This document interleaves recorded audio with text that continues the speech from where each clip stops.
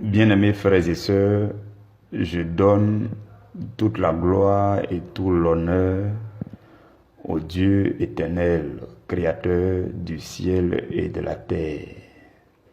Je bénis son nom pour la vie de chacun de nous au sein de cette famille. Priorité à l'Évangile. Nous sommes encore réunis en ce jour du jeudi 8 avril 2021 dans le cadre de notre émission Ton pain de la première heure. Et la nouvelle saison dans laquelle nous sommes a pour thème général la foi vivante. Et nous sommes à peine dans la toute première semaine, la semaine d'introduction de ce grand séminaire qui va suivre son cours sur 7 mois. Aujourd'hui, le sous-thème que nous allons ensemble méditer, c'est ceci. Gens de peu de foi, l'heure vient et elle est déjà venue. Donc je reprends. Gens de peu de foi, l'heure vient et elle est déjà venue. Voici le sous-thème que nous méditons aujourd'hui. Je nous invite à lire dans Matthieu au chapitre 16. Nous allons lire à partir du verset 5 jusqu'au verset 12. Je lis la parole du Seigneur. Les disciples, en passant à l'autre bord, avaient oublié de prendre des pains. Jésus leur dit, « Gardez-vous avec soin du levain des pharisiens et des sadducéens. » Et au verset 7, la Bible dit, « Les disciples raisonnaient en eux-mêmes et disaient, « C'est parce que nous n'avons pas pris de pain. » Jésus, l'ayant connu, dit, « Pourquoi raisonnez-vous en vous-même, gens de peu de foi, sur ce que vous n'avez pas pris de pain? Êtes-vous encore sans intelligence et ne vous rappelez-vous plus des 5 pains et des 5000 hommes, et combien de paniers vous avez emportés, ni les 7 pains des 4000 hommes, et combien de corbeilles vous avez emportés? Comment ne comprenez-vous pas que ce n'est pas au sujet de pain que je vous ai parlé? Gardez-vous du levain des pharisiens et des sadducéens. » Et au verset 12, la Bible dit, « Alors il comprit que ce n'était pas du levain du pain qu'il avait dit de se garder, mais de l'enseignement des pharisiens et des sadducéens. » Parole du Seigneur, nous donnons toute la gloire à Dieu. Saint-Esprit, nous avons besoin de toi maintenant. Les cœurs disposés dans la présence de Dieu ont besoin d'entendre ta voix, toi seul ta voix. Le Seigneur Jésus nous a promis que tu viendrais pour nous enseigner toutes choses. Et tu es déjà là et chaque jour tu nous enseignes les choses excellentes du royaume. Aujourd'hui encore, Saint-Esprit, nous avons besoin de toi. Je te prie de me rejoindre à l'endroit où je me tiens encore plus intensément et plus intimement. Et je te prie de la même manière de rejoindre là où mon frère et ma sœur se tiennent en écoutant ce message.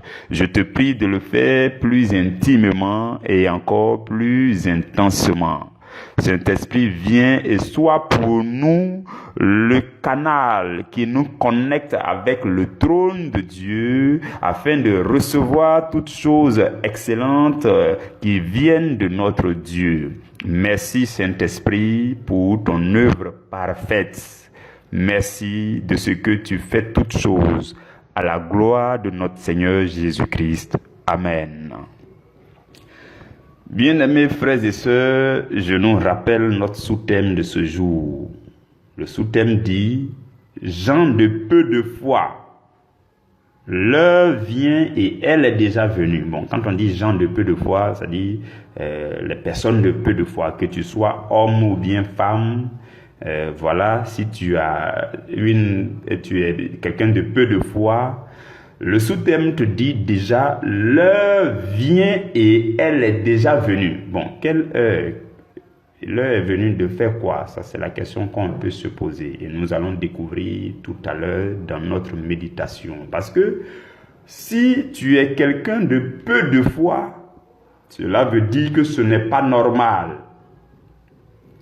Dans le texte que nous avons lu tout à l'heure, Jésus a souvent de ces manières de réprimander ses disciples et de leur dire mais vous êtes encore sans intelligence, mais vous, pourquoi vous êtes comme ça? Bon, c'est des manières dures d'agir, ça fait partie du leadership. Voilà. Et Jésus va les réprimander à cause du fait qu'ils sont des gens de peu de foi. De ce fait, si vous et moi, il arrivait que nous soyons aussi des gens de peu de foi, le Seigneur Jésus, en ce jour, est là pour nous indiquer, pour nous aider ce qu'il convient de faire, pour que nous puissions passer à un niveau supérieur dans notre foi. Voilà pourquoi, frères et sœurs, je nous prie vraiment de redoubler d'attention pendant que nous évoluons à travers ce temps de méditation. Je voudrais nous dire que le peu de foi, lorsqu'on parle de peu de foi, c'est une foi qui est petite. Vous comprenez cela avec moi. Le peu de foi, c'est une foi qui est petite. Alors que la dernière fois, le mardi dernier, on a vu dans notre méditation que la foi, comme le grain de sénévé, est déjà suffisante pour régler une montagne de difficultés. C'est ce qu'on a vu la dernière fois. Cela signifie quoi? Cela signifie donc que le peu de foi est encore très minime. Le peu de foi est encore microscopiquement très petite que le grain de sénévé. Vous comprenez? Puisque le peu de foi est une foi qui produit aussi certainement un très petit résultat. Et le stade de peu de foi n'est pas une situation normale. Ce n'est pas une situation aisée. Dans un premier temps, je nous invite à comprendre que le peu de foi est une foi, en plus d'être une foi petite, c'est une foi qui était certainement grande. On peut donc comprendre que c'est vrai, c'est une foi qui est petite dans le présent. Mais c'est une foi qui était certainement grande et qui a diminué. Comprenez ce que je veux dire? Donc quand on dit tu es quelqu'un de peu de foi, c'est dire tu as une petite foi. Et donc comme tu as une petite foi, on se demande si ta foi était grande et puis ça diminue ou bien comment tu étais. Bon, on va aborder ce premier axe. Dans ce premier temps, on va voir que en fait, il arrive que c'est une foi qui était grande au départ. Nous, on se connaît, frères et sœurs, dans le corps du Christ, on se connaît au début de la vie chrétienne, les 6 premiers mois, la première année, les 2 premières années, souvent on voit notre zèle. Voilà pourquoi dans le livre d'Apocalypse, Jésus dit retourne à ton premier amour. Il y a des gens qui perdent leur premier zèle, leur premier amour. Donc, au début ou alors à un certain moment, la foi peut être grande et il peut arriver qu'elle diminue jusqu'à devenir une petite foi et on devient quelqu'un de peu de foi. Je voudrais nous dire que il y a en fait 4 choses qui diminuent la foi. Suivez-moi très bien. On va voir ensemble 4 choses qui diminuent la foi. Tu as une foi grande, consistante à un certain moment. Et ces choses viennent comme des ennemis de ta foi pour réduire, diminuer ta foi. La première chose, c'est la peur. La peur. La peur est un ennemi qui diminue la foi. Dans Matthieu au chapitre 8, le verset 26, la Bible dit ceci. Jésus parle à ses disciples et dit, pourquoi avez-vous peur, gens de peu de foi? Vous voyez, il dit, pourquoi avez-vous peur? Et puis il complète pour dire, gens de peu de foi. Ça veut dire que leur peu de foi là se manifeste et s'exprime et se démontre par la peur. C'est la peur qui domine leur foi. C'est la peur qui contrarie leur foi. Vous comprenez? Donc la peur, si tu m'entends et puis tu es facilement dominé par la peur, par la panique. La peur, la panique, le stress, tout ça c'est la même famille. Si tu es facilement dominé par la peur, dominé par la panique, rapidement stressé, tout de suite la sueur commence à couler sous tes aisselles. Si tu es dans ce cas, vraiment sache aujourd'hui que la peur est un ennemi qui diminue ta foi, qui vient pour faire de toi quelqu'un de peu de foi. La deuxième chose qui lutte contre notre foi, qui diminue la foi, c'est le doute. Le doute. Le doute. Dans Matthieu 14 au verset 31, la Bible dit, aussitôt Jésus étendit la main et le saisit et lui dit, homme de peu de foi, pourquoi as-tu douté? Je crois qu'il s'agit de Pierre lorsqu'il marchait sur l'eau. Pierre était tranquillement en train de marcher sur sa foi, en train de faire des prouesses. Marcher sur l'eau n'est pas donné à tout le monde. Marcher sur les difficultés de ce monde, triompher sur les choses compliquées, ce n'est pas donné à tout le monde. Mais alors, pendant que tu évolues comme ça dans ta foi et que tu triomphes dans ta foi, subitement survient le doute. Et le doute te fait couler comme Pierre a failli couler. Jésus l'a saisi par la main. Heureusement que Jésus est là aujourd'hui et à travers ce séminaire pour te saisir par la main. Parce que le doute vient pour lutter contre ta foi, pour diminuer ta foi, pour combattre ta foi. Jésus a dit, homme de peu de foi, pourquoi as-tu douté? Pourquoi est-ce que tu as laissé le doute te dominer? Pourquoi tu as laissé le doute diminuer ta foi jusqu'à ce que tu coules? C'est ce que Jésus a dit ce jour-là. Donc le doute, c'est le deuxième élément qui vient contrarier notre foi, qui vient diminuer notre foi. Le troisième élément, ce sont les raisonnements. Les raisonnements vains. Oui, je précise. Dans le texte que nous avons lu, Matthieu chapitre 16, dans le verset 8, regardez ce que Jésus dit. Jésus dit, « Pourquoi raisonnez-vous en vous-même, gens de peu de foi ?» Il dit quoi? Il dit pourquoi? Raisonnez-vous en vous-même, raisonnez-vous en vous-même. Vous commencez à raisonner, vous avez oublié que j'avais nourri 5 000 hommes, 4 000 hommes, que au sujet du pain, moi je suis le multiplicateur des pains. Et vous avez oublié cela, vous êtes en train de raisonner, non, on n'a pas pris de pain, on a pris un peu de pain, ainsi de suite. Vous êtes en train, il dit, pourquoi raisonnez-vous en vous-même, gens de peu de foi? Les raisonnements vains, où tu t'oublies, tu oublies même que tu existes, tu es perdu dans tes raisonnements. Les raisonnements basés sur le monde, l'actualité du monde, le climat socio-économique, ainsi de suite, le climat sanitaire, tout cela t'a tellement affecté, ça t'a embobiné, enveloppé, que tu es plongé dans des raisonnements soucieux et ces raisonnements-là viennent pour diminuer ta foi. Donc le troisième élément, ce sont les raisonnements vains. Si tu fais les raisonnements avec le Saint-Esprit, c'est une très bonne chose. Je voudrais faire cette précision. Tu ouvres ta Bible, tu médites la parole, et il y a des versets un peu compliqués, et dans l'humilité, tu poses des questions au Saint-Esprit dans la prière, et tu raisonnes avec le Saint-Esprit. Le Saint-Esprit te dit, bon, si le verset 1 a dit ceci, c'est que le verset 2 voulait dire cela, ainsi de suite, et puis tu réfléchis. On appelle ça une réflexion spirituelle, ou encore une méditation, ou alors un raisonnement avec le Saint-Esprit. C'est différent des raisonnements raisonnements vains qu'on fait et puis on est perdu au milieu des systèmes du monde, où on est perdu au milieu de nos soucis. Est-ce qu'il y a à manger? Est-ce qu'il y a du pain? C'est ce que les disciples faisaient. Jésus dit, pourquoi raisonnez-vous en vous-même, gens de peu de foi?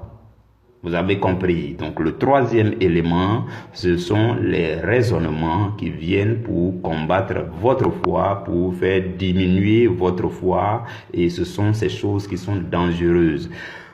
La quatrième chose, c'est les soucis de la vie. Les soucis de la vie, donc au-delà des sujets de raisonnement, les soucis même de la vie de façon générale sont des choses qui viennent pour diminuer la foi. Oui, sachons-le maintenant, comprenons ces choses, prenons nos meilleures dispositions avec le Seigneur. Les soucis de la vie, les difficultés de la vie, difficultés financières, difficultés ceci, on a vu ça un peu. Je suis en train d'appuyer encore dessus aujourd'hui. Donc les soucis de la vie viennent pour combattre la foi, pour réduire, diminuer la foi, pour vous arracher votre foi progressivement, pour que vous deveniez des gens de peu de foi. C'est ce que fait les soucis de la vie. Et dans Matthieu 6 au verset 30, regardez ce que la Bible dit. Jésus dit, si Dieu revêt ainsi l'herbe des champs qui existe aujourd'hui et qui demain sera jetée au four, ne vous vêtira-t-il pas à plus forte raison, gens de peu de foi? Vous voyez, il a complété pour dire gens de peu de foi. Jésus parlait de ceux-là qui se font des soucis pour dire non, qu'est-ce que nous allons manger demain? Comment je vais m'habiller demain? Oh, mais mes habits, même ma garde-robe est devenue pauvre. Oh, mais et ceux qui se font tout ce genre de soucis au sujet des vêtements et de la nourriture, c'est d'eux que Jésus parlait dans Matthieu au chapitre 6. Jésus dit que ce sont les païens qui se font ces soucis parce que votre Père céleste sait que vous en avez besoin. Vous en avez besoin et Dieu le sait. Si Dieu prend aussi pour donner à l'herbe des champs et qui donne aussi aux oiseaux du ciel, à combien plus forte raison Dieu ne va pas vous vêtir? Et donc si vous vous faites des soucis à ces sujets, Jésus dit que vous êtes automatiquement des gens de peu de foi. Et qu'est-ce qui combat votre foi? Ce sont les soucis de ce monde, les soucis de la vie. Vous avez compris, frères et sœurs. Voici 4 choses qui luttent contre notre foi et qui diminuent notre foi et qui font qu'on peut devenir des gens de peu de foi. Vous avez compris. Je voudrais ensuite nous dire que le peu de foi dont nous parlons aujourd'hui, c'est aussi une foi qui certainement vient à peine de naître. On a vu d'abord que c'est peut-être une foi qui est grande, et puis ça diminue, et puis on a vu qu'est-ce qui peut faire diminuer. Vous avez compris ça, Et ce que je veux vous dire aussi, c'est que c'est peut-être une foi aussi qui vient de naître. Oui, tu es né de nouveau il n'y a pas longtemps. Tu es encore enfant spirituel, bébé dans la foi. Donc, tu peux être aussi au stade de peu de foi. Mais ce n'est pas une foi qui était grande et puis ça diminue. Non, c'est une foi qui vient à peine de naître et qui est encore petite. Ça aussi c'est un cas. Je voudrais aussi vous dire que les mêmes choses qu'on vient de citer, les 4 choses qu'on vient de citer là, peuvent tout aussi empêcher votre foi de grandir. Votre foi, de façon innocente, était enfant. Vous étiez bébé dans la foi parce que vous êtes né de nouveau il n'y a pas longtemps et vous cherchez à faire vos pas pour grandir dans la foi. Les 4 choses qu'on vient de voir tout à l'heure, les 4 ennemis, la peur, le doute, les raisonnements, les soucis de cette vie vont aussi se pointer pour empêcher votre foi jeune là de grandir. Ça aussi c'est une réalité qu'il faut savoir. Là je m'adresse à ceux-là qui sont en train de faire le premier pas dans le Seigneur afin que vous puissiez grandir sainement et proprement dans votre foi. Pourquoi je le dis? Parce que tout ce qui naît est appelé à grandir. Tout ce qui est né doit grandir. Et on remarque tristement qu'il y a des choses qui vont se pointer pour empêcher de grandir, pour empêcher votre foi de grandir. Un enfant qui naît et qui ne grandit pas devient un problème sérieux pour la société. Ça, je sais que vous le savez. De cette même façon, un chrétien né de nouveau et qui ne grandit pas spirituellement risque de devenir un problème pour le corps du Christ. Voilà pourquoi il est important, quand vous avez une foi jeune, une foi petite, il est important de faire tout pour ne pas rester au stade de peu de foi. Non, il est important d'ouvrir les yeux pour voir les choses qui peuvent lutter contre votre foi pour l'empêcher de grandir. Vous avez compris, frères et sœurs? Ok, je voudrais encore vous dire une chose très importante, c'est que le peu de foi, c'est encore une foi qui est restée petite sans évoluer. Je m'explique. Ça veut dire quoi? Malgré tout, vraiment, de façon accidentelle, la foi là est restée petite jusqu'à ça n'a pas pu évoluer. C'est triste, Donc, c'est resté au stade de peu de foi. Comme on a dit, quand ça naît, ça doit grandir. Mais si malheureusement ça ne grandit pas, ça reste au stade de peu de foi. Donc, c'est une foi qui est restée petite, qui reste petite avec le temps et qui n'évolue pas. C'est compliqué. Vous voyez, par exemple, les gens qui sont de petite taille là, ceux qui ne grandissent pas, qui sont de très petite taille, je crois que c'est dû à un trouble de la croissance des os. On appelle ça la chondroplasie. Bon, ça c'est des thèmes trop loin dans le côté là-bas. Donc, c'est un trouble, c'est un dysfonctionnement, c'est une perturbation de la croissance des os. Les os là n'arrivent pas à grandir. De telle sorte que ces personnes-là restent de petite taille. C'est un dysfonctionnement, ce n'est pas une situation normale, ce n'est pas une situation aisée, ce n'est pas une situation facile. Mais malheureusement, ces personnes restent à ce stade. Et je voudrais que vous réalisiez avec moi que ce que les os représentent pour ton corps, c'est ce que ta foi représente pour ton homme spirituel. Je ne sais pas si quelqu'un m'a compris. Je ne sais pas si vous avez saisi ce que je viens de dire. Ceux qui sont de petite taille, leurs os ne grandissent pas, ça ne prospère pas. Ce que l'os représente pour ton corps, ce que les os représentent pour ton corps physique, pour ton homme extérieur là, c'est ce que la foi représente pour ton homme intérieur. Ce que la foi représente pour ton homme spirituel, c'est ce que les os représentent pour ton homme physique. Si tes os sont durs et grands, et puis tu es de grande taille, et puis tu es en forme physiquement, de cette même façon, si ta foi est solide et grande, tu seras de grande taille spirituellement. Oui, tu seras bien bâti spirituellement. Tu seras solide spirituellement. Je ne sais pas si vous comprenez. Ce que les os représentent dans votre corps physique là, et puis qui fait que vous êtes élancé, vous avez la bonne forme là, c'est ce que la foi, c'est le même rôle que la foi joue dans votre esprit, dans votre homme intérieur. Si votre foi est solide, les os spirituels sont aussi solides. Vous comprenez le lien que j'essaie de faire. J'espère que vous m'avez bien suivi. Et je voudrais vous dire que c'est vrai que de façon naturelle, Dieu a permis qu'il y ait des nains. On parle des pygmées. De façon naturelle, Dieu a permis cela. C'est nous, on voit que c'est pas bon, mais ce sont des personnes que Dieu admire, que Dieu aime. Ce sont des âmes. Vous allez voir que dans le royaume des cieux, il y en a qui seront des rois là-bas, qui seront assis sur les trônes plus glorieux là-bas. Parce que ce sont les âmes que Dieu a créées. Mais de façon naturelle et physiquement, Dieu a permis la chose, nous remarquons cela. Pourquoi? Pour que ça nous donne des enseignements. Suivez-moi très bien. Dieu a permis qu'il y ait des nains physiquement, des pygmées.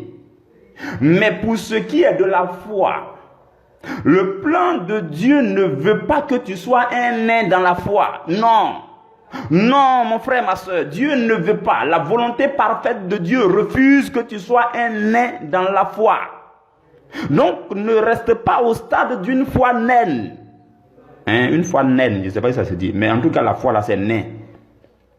Au contraire, Dieu a prévu que vous et moi, nous devenions tous des géants dans la foi. Des géants dans la foi. Et la bonne nouvelle pour toi en cette saison, c'est que ce séminaire sur la foi vivante est le traitement chirurgical ordonné par Dieu pour débloquer ta croissance spirituelle. Au cas où tu avais une foi naine, que tu étais nain dans la foi, Dieu a ordonné ce traitement chirurgical qui est ce séminaire sur la foi vivante pour déclencher l'épanouissement de ta foi.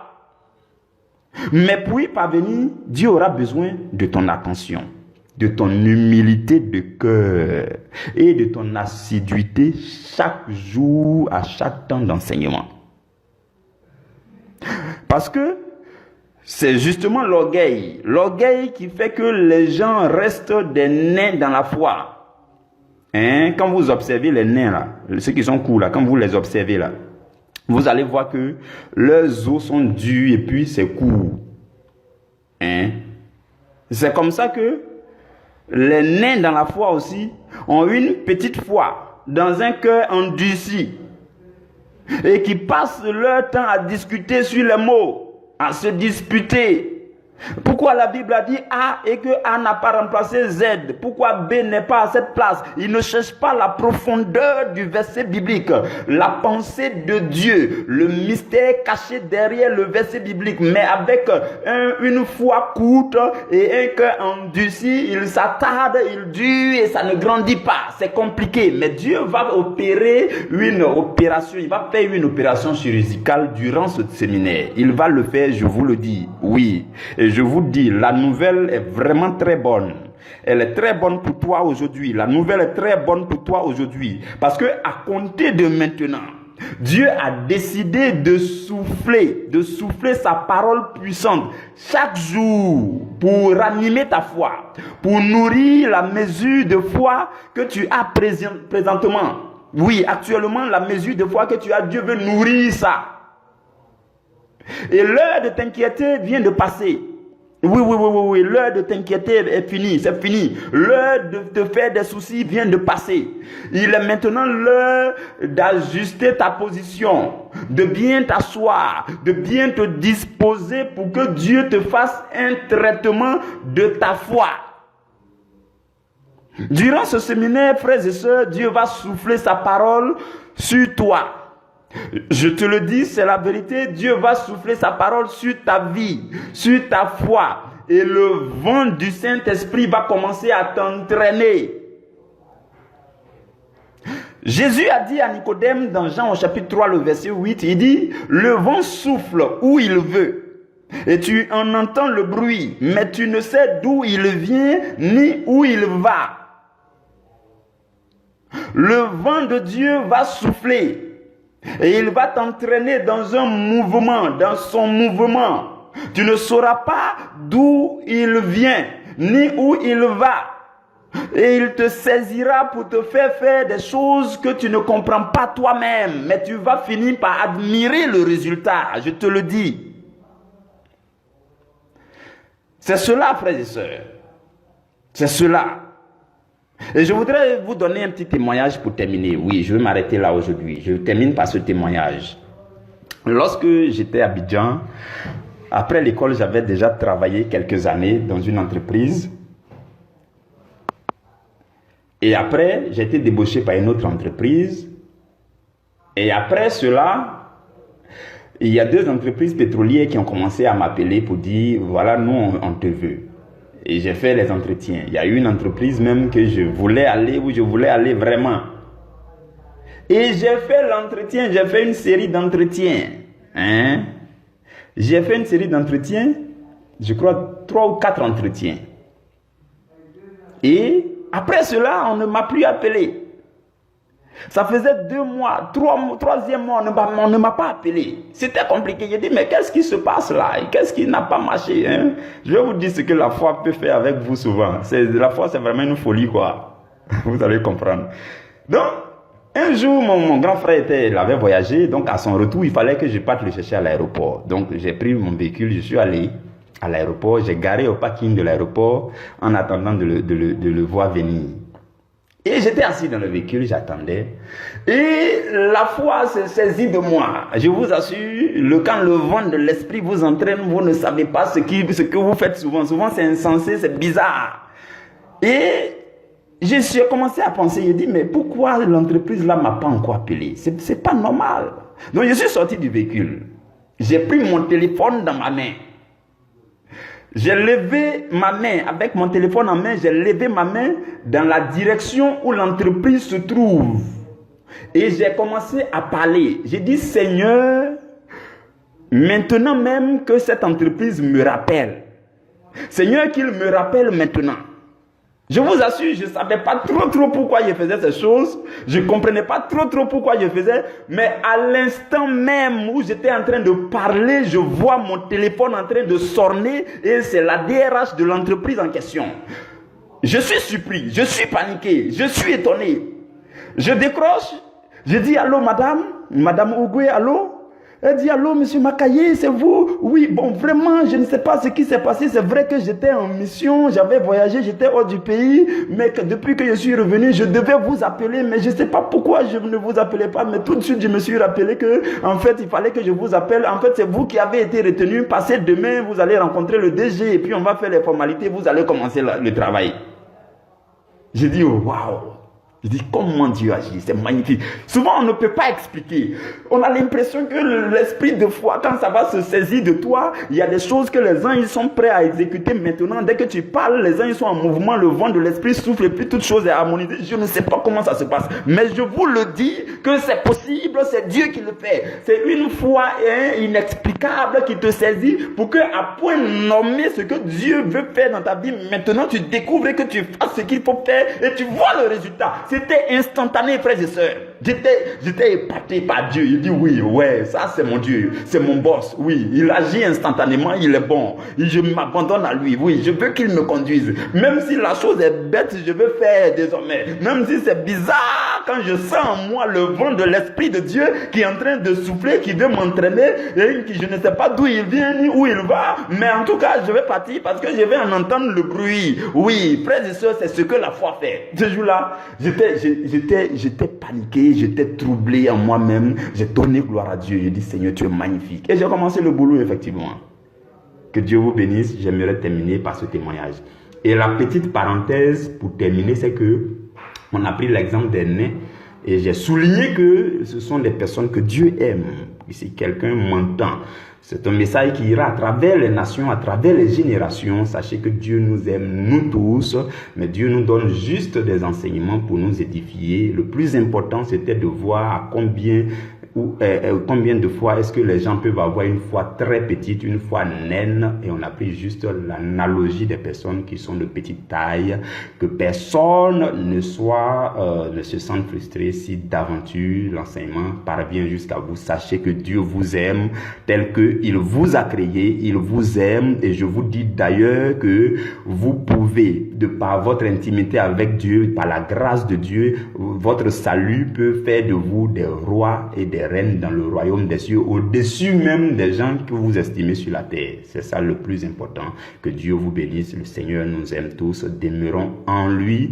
À travers ce séminaire, frères et sœurs, Dieu fera des choses grandes.